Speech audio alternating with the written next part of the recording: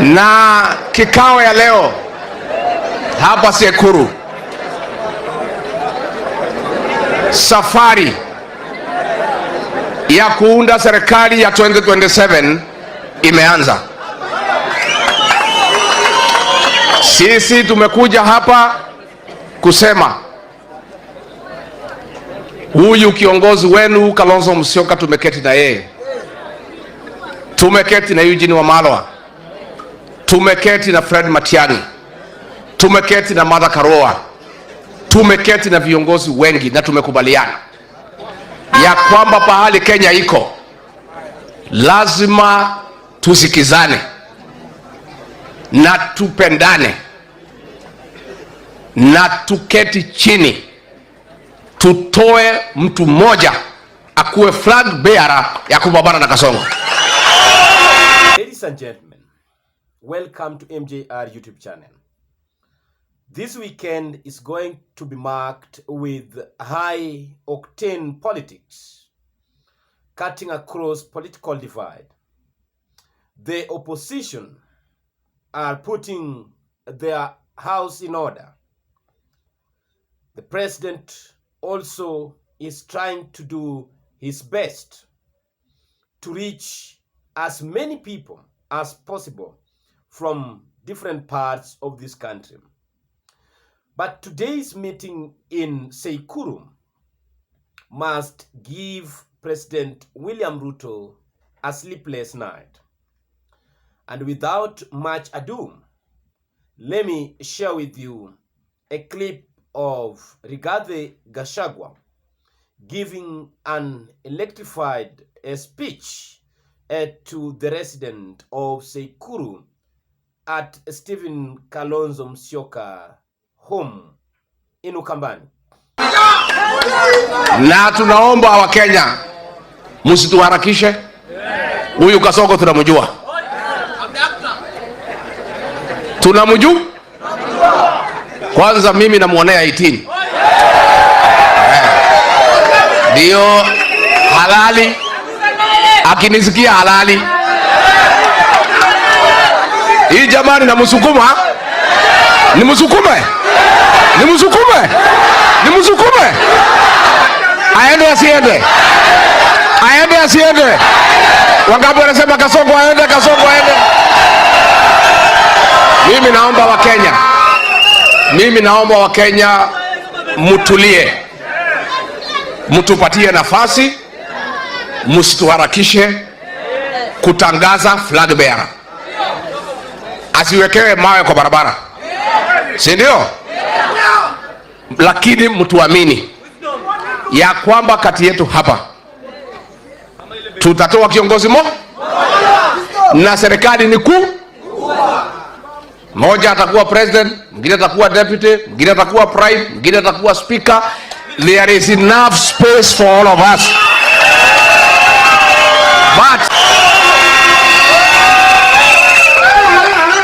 na mimi nataka kuhakikishia nyinyi ya kwamba hii muungano wetu ndio itaunda serikali ijayo. Na kwa hivyo ni wazi ya kwamba Stephen Kalonzo Musyoka na nyinyi mtakuwa ndani ya serikali ijayo. Na tunaomba wa Kenya msituharakishe.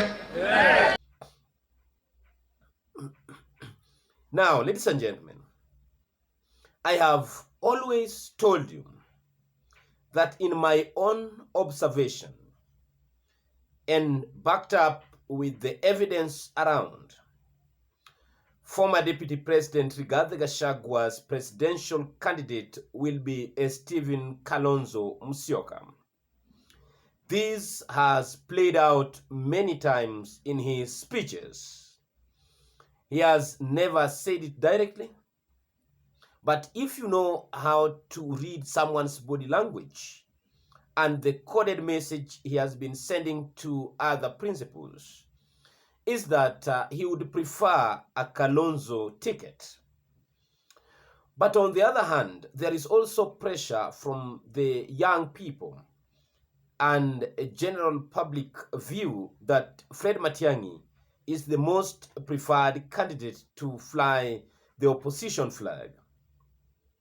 But William Ruto will not take this for granted.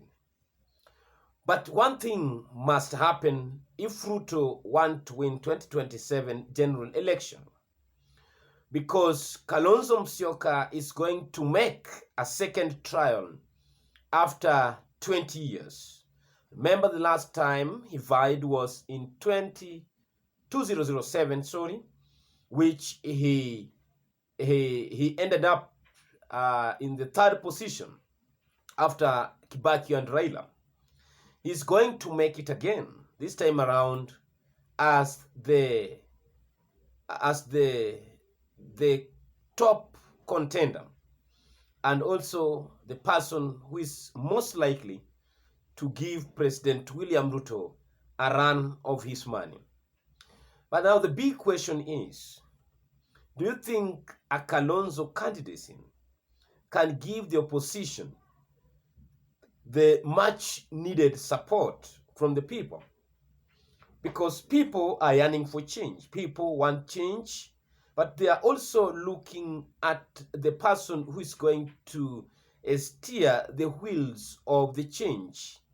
And if they settle on Kalonzo Musyoka with Matiang'i as his deputy, I think that ticket can still sell. But if they settle for someone else, then that will be the beginning of the end of their dream.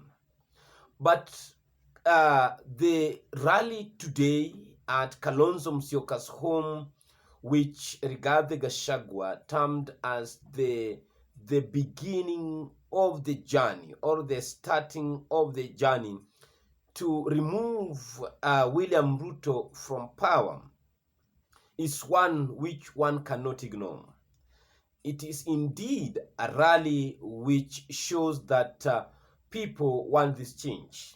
Leaders across the opposition attended the event, led by Rigathi Gachagua, Kalonzo himself, Eugene Wamalwa. I also saw a former Meru governor, PNU party leader, Peter Munya. We've also seen JB Muturi and other leaders. And then the message from Matiang'i was also delivered. But now, when Ruto was in Homa Bay, Kisumu to Homa Bay today, he had some stopovers to address the people of Nyanza. And in Kisumu, they were with Raila Odinga to launch the affordable housing program in Kisumu, where they say that they have launched a construction of more than 1,000 units. So, and there they got the opportunity to address the people. The crowd was also charged. But now, it is a matter of time.